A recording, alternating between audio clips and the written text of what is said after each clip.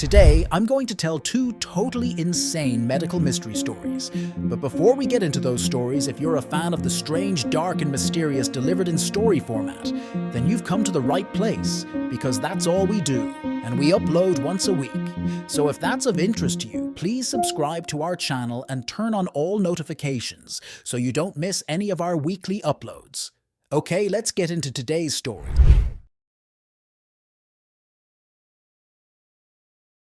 On November 2nd, 1848, a German doctor named Karl Heinrich August von Bülow was just opening up his private medical practice in East Prussia when a teenage boy burst in through the doors looking totally frantic. Before the doctor could ask any questions, the teenager blurted out that another boy in town needed his help right now when the doctor asked, "You know, what does the boy need?" The teenager would say, "Well, the boy is honking like a goose for a second." Dr. von Bülow thought this might be a joke, but then he saw the look on the teenager's face and he could tell he was very upset and very serious.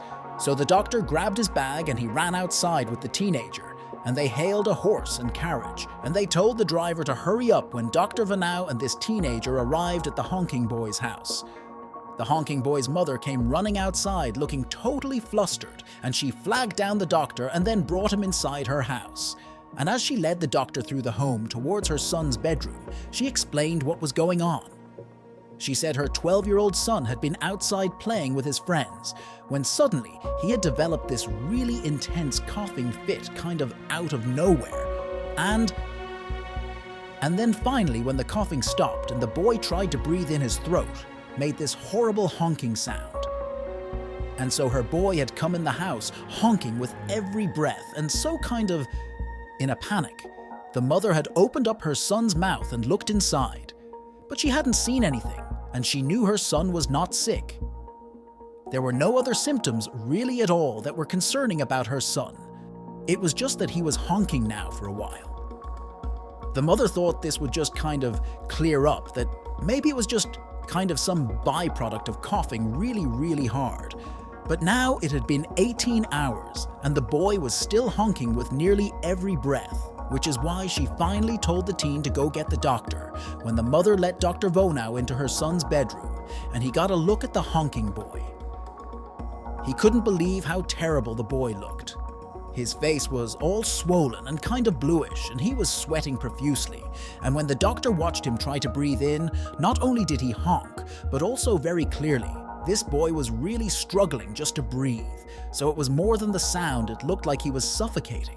And so the doctor rushed over to the boy and told him to open up his mouth. The boy did, and the doctor looked into his mouth, but there was nothing he could see that was blocking his airway. And so the doctor just put his finger into this boy's mouth and he reached down inside.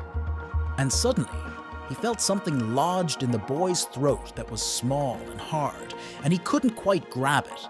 So he grabbed his forceps, which are kind of like big tweezers, and he reached back into the boy's mouth and he tried to grab this object that was clearly obstructing his throat, but the object was too slippery and the doctor could not pull it out.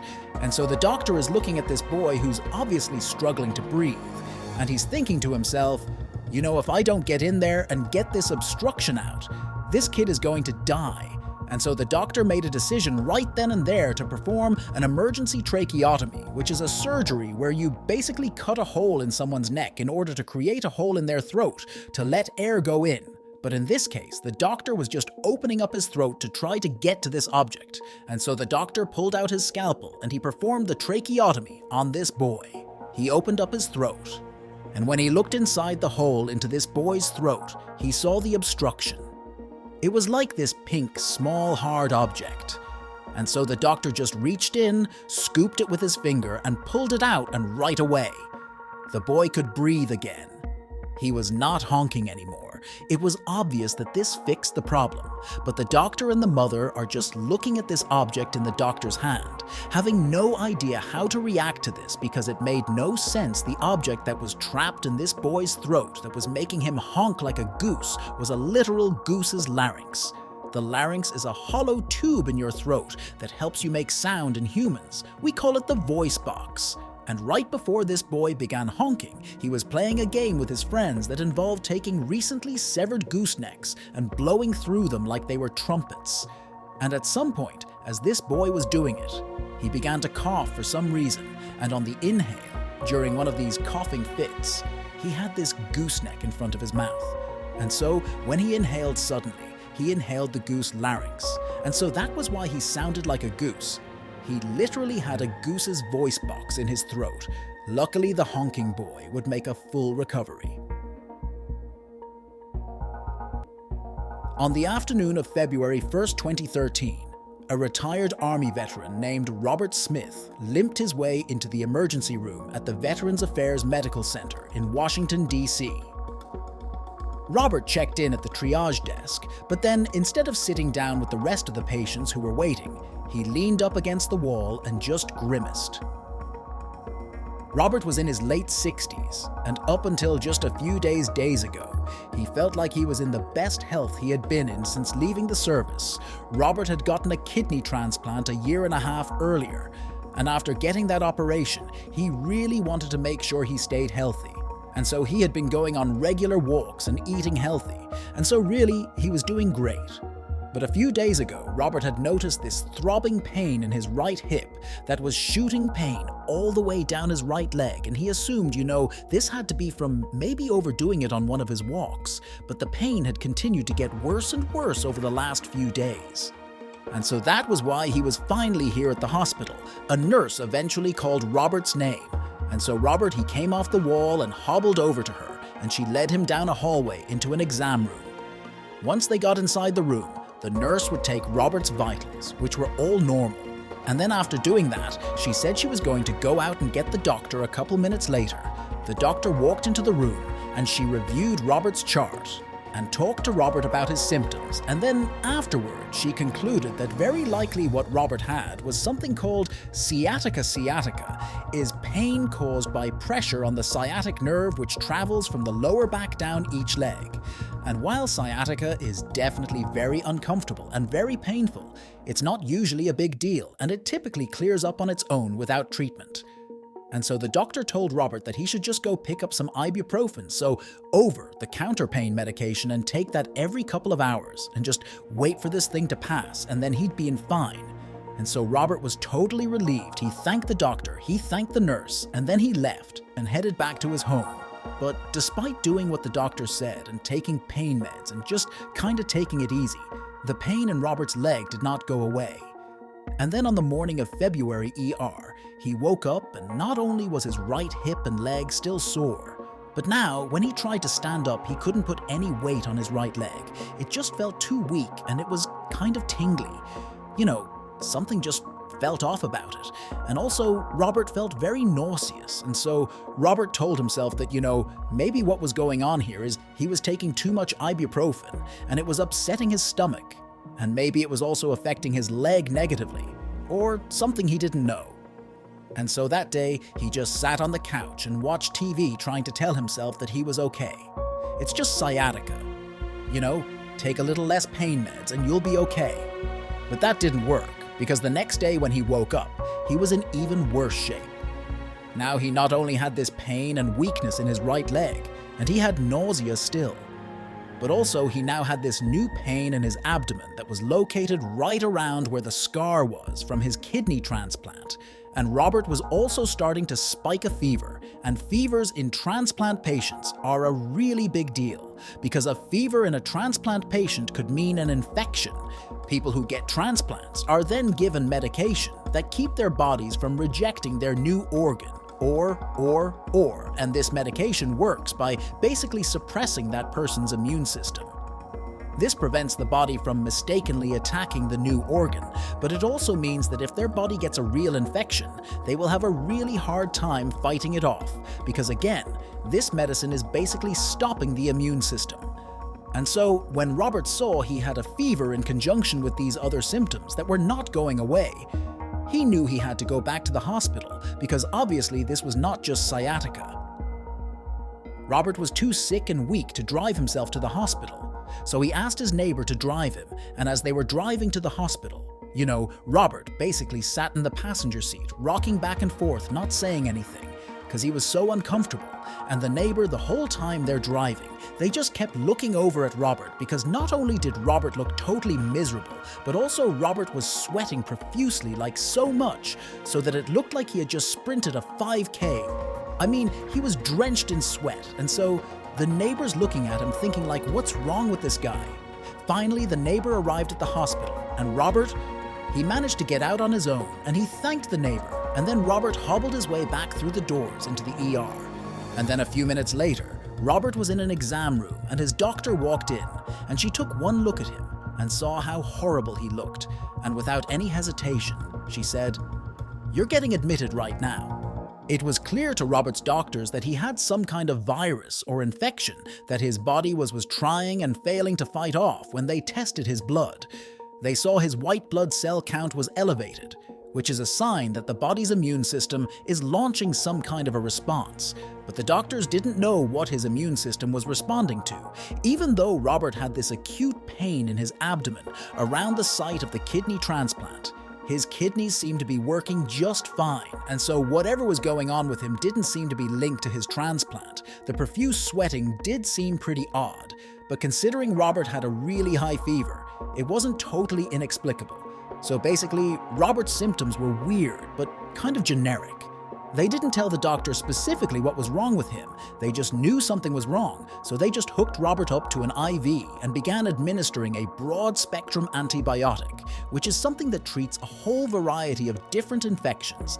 And then after that, the doctors just began testing Robert over and over and over again for all these different things that could be the cause for his illness. But every test they ran came back negative, and at the same time over the couple of weeks that they ran all these tests, Robert just kept getting sicker and sicker and sicker. His fever wasn't going away. He was still sweating profusely, his blood pressure was all over the map, and he had even begun drooling almost uncontrollably to the point where he didn't even speak because he was so embarrassed about it. But to the doctors, the scariest symptom that Robert was now showing 2 weeks into staying at the hospital was he was starting to act really confused, like he didn't know where he was. He didn't know why he was there. And so that told the doctors that, whatever his body was fighting, it had made its way up into his brain. And so the doctors knew, Robert did not have much time left, but they had tried every test they could think of, and Robert had tested negative for all of them. And so, as kind of like a Hail Mary, because they had nothing to lose, the medical staff decided to just start testing Robert for basically completely random diseases that he almost certainly did not have. But basically, if any of these illnesses had a symptom that Robert had, they would test him for it. And all these tests came back negative, except for one on February, admitted to the hospital. This test came back positive. And when the doctors saw what he was testing positive for, they immediately assumed this has to be a mistake. There is no way however, the only way to truly confirm that diagnosis was to literally cut into Robert's brain, which would kill him. And so obviously they were not going to do that. So the doctors basically just had to take this diagnosis at face value. And they tried giving various medications to Robert, but it was obvious none of them were working. And so the doctors felt like there wasn't much they could do, and they just began focusing instead on keeping Robert comfortable. And then finally on February 26/7th, so 22 days into Robert's stay at the hospital, he would die from this mystery illness during Robert's autopsy. The medical examiner was able to perform that test that doctors could not perform on him when he was alive, and that was to cut into his brain. And when the doctor cut into his brain, he saw very clearly, without a shadow of a doubt, that yes, Robert really was positive for that very, very rare virus, and it absolutely is the thing that killed him. But this was not the end of the case, because the virus that killed Robert was not just rare, it was also highly contagious, which meant the doctors needed to figure out how Robert got this virus to protect other people from getting it too. But the staff at this hospital knew they were not equipped to lead this investigation, and so they handed the case over to the Centers for Disease Control, or the CDC, which is the world's leading disease tracking agency. Investigators for the CDC began looking into Robert's case a couple of days later. They sifted through the days. and the weeks leading up to Robert's hospitalization in an effort to try to retrace Robert's footsteps to figure out what made him sick. Now they didn't have any leads. The only thing they agreed on was that very likely, even though Robert had that pain around his scar where the transplant was, that very likely the transplant did not have to do with whatever killed him, because Robert's kidney had been working fine, and his transplant had happened 17 months earlier. And typically complications from transplants will happen much sooner, and so they basically had ruled the transplant out as being the cause. But one of the CDC investigators decided to look into the transplant file anyways, just to see if maybe something got missed, or if maybe there was some detail about the donor that was relevant to what happened to Robert. And so this investigator got the file and began going through it. Robert's donor's name was William Edward Small, and at the time of his death he was 20 years old and serving in the Air Force. Now, none of that stood out to the CDC investigator, but William's cause of death definitely did. Even though it really did not appear to have a connection to Robert, it was just so weird and unexpected. The CDC investigator would read that back in September of 2011, William was out fishing in the Gulf of Mexico, and he caught a fish, and he ate that fish, and it gave him something called Shigera poisoning. Shigera poisoning is something you get when you eat a fish that contains microalgae toxins, and so William. He ate this fish that was contaminated, and not long after that he had died. But when the CDC investigator read through all of William's symptoms before he died, they basically exactly lined up with all of Robert's symptoms. William had developed pain and weakness in his extremities. He developed a very high fever. He became nauseous. He also lost the ability to swallow, and then he became totally confused and then died. And so, when the CDC investigator saw this incredible coincidence, she knew she was onto something. But first she would need more information about William. And so very quickly, the CDC got in touch with William's family, and they asked them all these questions about William. And finally, after hearing the answers from the family, the CDC finally figured out what actually happened to Robert and what actually happened to William. It would turn out William was not just a fisherman, he was also a hunter and a trapper.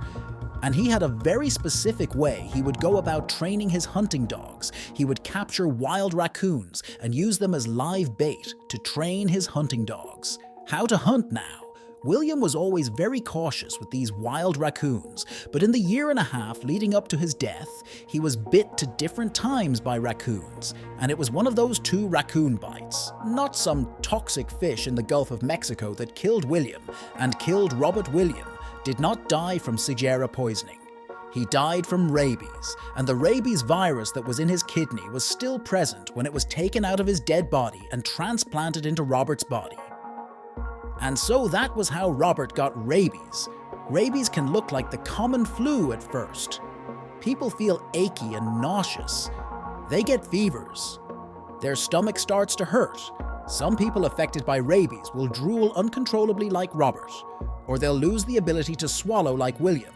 But for everybody who contracts rabies and who does not get a vaccine right away, because a vaccine does stop rabies in the early stage. So if you don't do that, everybody dies. That's what rabies does to you. It kills you. Now you'd think, maybe we should be testing organs for rabies before they get transplanted. But you got to remember that rabies is so rare. Only 1 or 2 people a year in the entire United States will die from rabies. And so it's just not something doctors are going to screen for, because the percentage chance that they could have rabies is basically 0. Ultimately, Robert was not the only person who received an organ transplant from William. There were 3 other people that received his organs. Luckily, though, the CDC was able to track those 3 people down. And all of them were totally healthy and not showing any signs of rabies. So either they didn't have it, or they were super early stage, which meant they were eligible for the rabies vaccine. They all got the vaccine, and they lived happily ever after.